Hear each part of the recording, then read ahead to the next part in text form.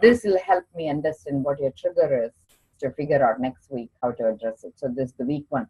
I didn't do it last week with you, right, recurring? No. Because I had identified 25 people in my team last week. So today I added one more person, and I'm going to add you again because you're still actively using, and I just want to see what is preventing you from bouncing back from that space. So tell me, like, your main issue is not exactly cocaine, but you end up using because it's around. Like, how are you thinking?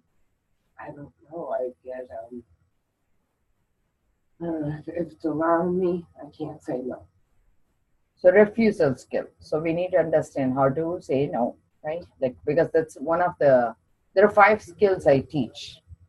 This is based on addiction recovery program, ATTC network. They call it competency 107. I'm going to bring it up so you will understand what I use as tools.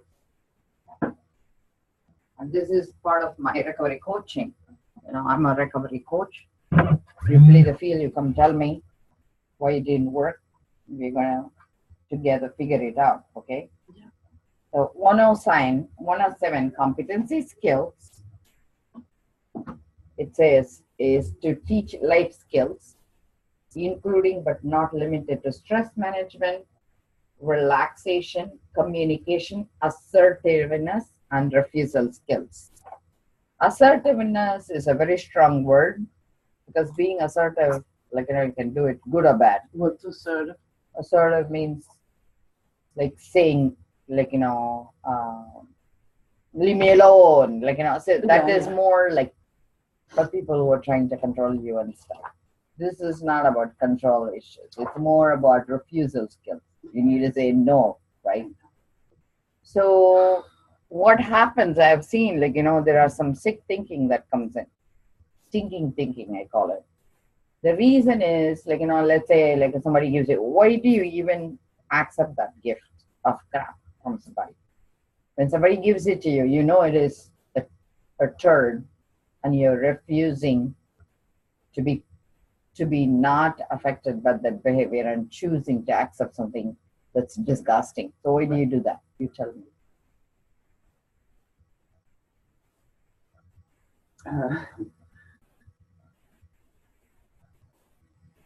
Can you put it another way so I understand it? Okay. The other way is somebody pooped in your plate. And instead of saying no, you're willing to eat it. Why? That's it. Okay. Yeah, right. That's actually very, very raw way of saying it. And it makes me feel good, but I know in my brain that I need to stop. And I just gotta, like, not be around, like, not go to where the bad stuff is.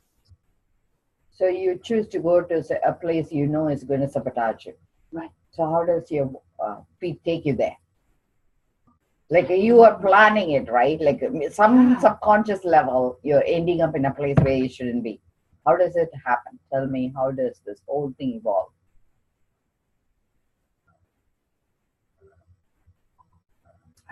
I don't You know what it is you're working mindlessly. You're like a chicken, like, crawling around. But instead, if you base it on a choice, how do you spend next hour? How do you spend?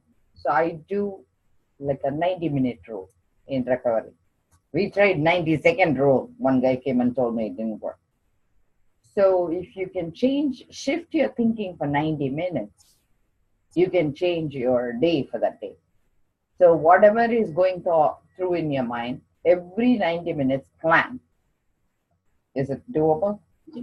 So, like, so then next 3 hours, you're going to plan, where are you going to be? What am I doing for next 3 hours, which is 90 minutes? Yeah. So have a journal and say, okay, next 3 hours, this is what I'm doing. And if you can postpone your impulses for 90 minutes, we even actually make, when we go grocery shopping, we make out a list. See, I actually have my list. And if in case it didn't make it to the list, I never buy what is not in my shopping list. This I do, even now. Yeah. Because it's so and I easy. gotta start doing that because I forget. Yeah, but I'm not only forgetting, I'll do impulse buy. And then I end up right. like, And that's wasting another things. thing. I'm very impulsive. I don't know how to slow down. Like everything if I eat, I keep eating until it's gone. Hmm. I'm very impulsive. So plan your day. Base it on specific plan. And if it is not part of your paperwork, don't do it. So even though your brain says, oh, if I don't get it now, I'll never get it again, that's fine. 24-hour break, nothing is going to happen. Okay, so you have lived another way for a long time. So to retrain your brain, it's going to take time. And each time you use cocaine, it depletes your dopamine. And when you deplete your dopamine, you're going to get sadder and sadder. It's an after effect of cocaine. So I want you to try hard a 90-minute rule for the next week. Would that be doable? If it didn't work, we will address it next week. But I'm going to assume it's going to work. I'm going to believe in it for you. And you're going to believe in it too. And next week, when you come in, if you did have a challenge, we'll address it. But first, let's focus on 1 week at a time. 1 week of cleanliness. And the next goal I will have for you is 3 weeks of cleanliness. Because once you get past 3 weeks, the habits will change. It's the first 21 days that's the hardest because see, you make new blood vessels, the RBCs that carries oxygen, that takes for the body to roughly 21 to 23 days to build. So once you create a new oxygen in your brain, you have a new way of behaving. When you have new way of behaving, you develop new neurons, neuroplasticity. So everything builds on your previous level of behavior. So we need to go past your old habit to new habit. So this week, the main thing is anything that's offered to you for 90 minutes, you're going to say no. Even if it's good. After 90 minutes, if people persist, let's address it next week. But for 90 minutes, you need to say no. Do you sniff or how do you do the cooking? So you're going to get paralyzed. Put yourself paralyzed so you cannot sniff. Like, don't let your arm work for you because you need to use your tools, right?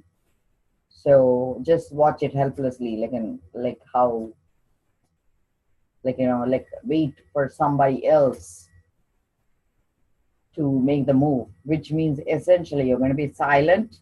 You're going to be force of silence. You're not using your hands and see whether that gets to you for 90 minutes. And afterwards, whether you can stretch it out 90 minutes at a time. Would you do that?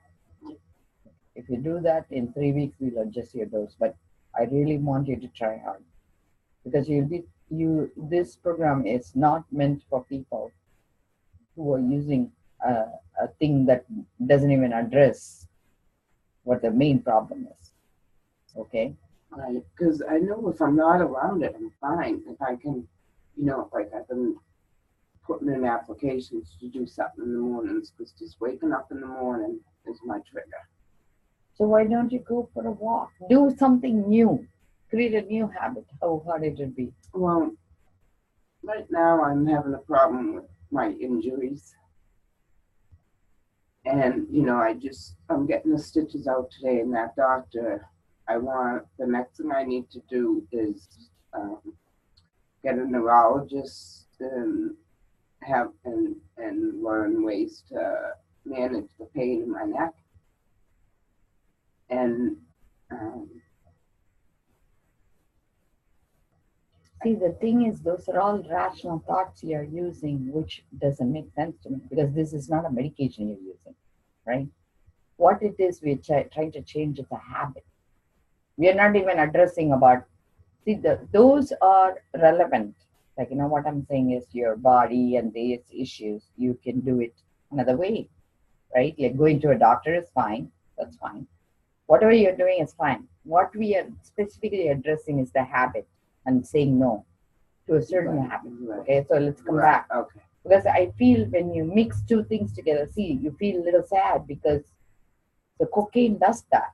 As after effect, you feel sad. And there is two ways, our body behaves.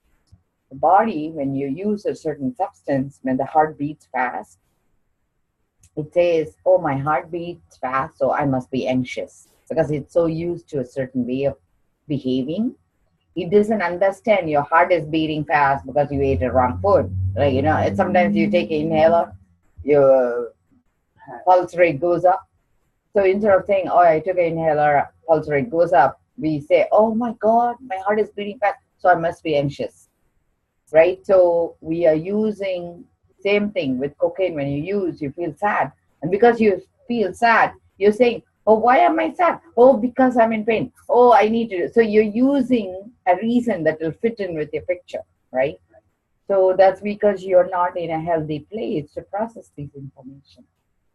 So once you go to the healthy place, these are all just moods. You will be able to get rid of it. You can say, hey, this is not me.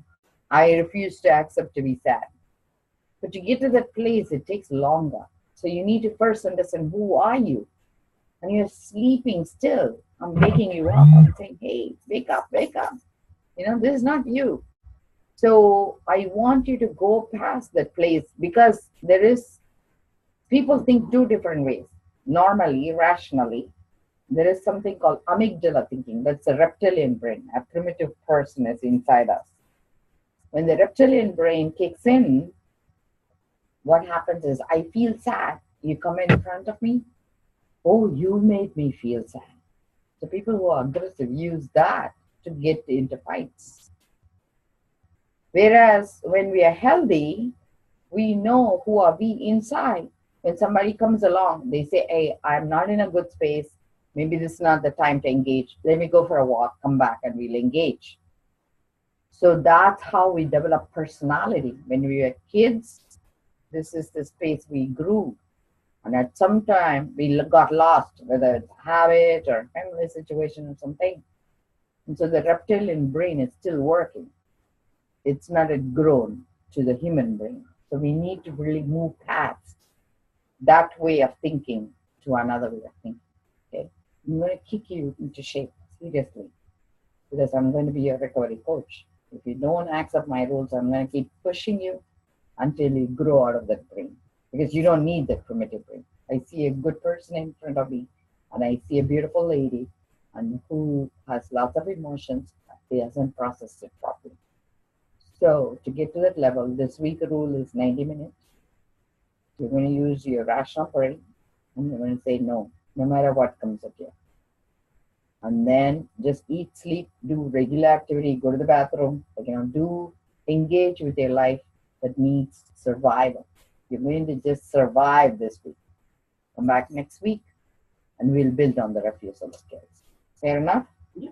Okay, so this code word I'm going to use called refusal skills. We're going to process this every week for 90 days. And I want to see a progress, okay? Because I feel you just need little tools. I'm going to give you little tools to reset that part. Yeah. Just Okay? simplify it for me, because You're perfect. You're just perfect. In my eyes, you're doing fine. We just need to go, like sometimes people have to work as a bridge. I'm going to be a bridge to carry you from one side to another side. And once you reach there, we'll do another bridge. We'll bridge it over again and again. Okay?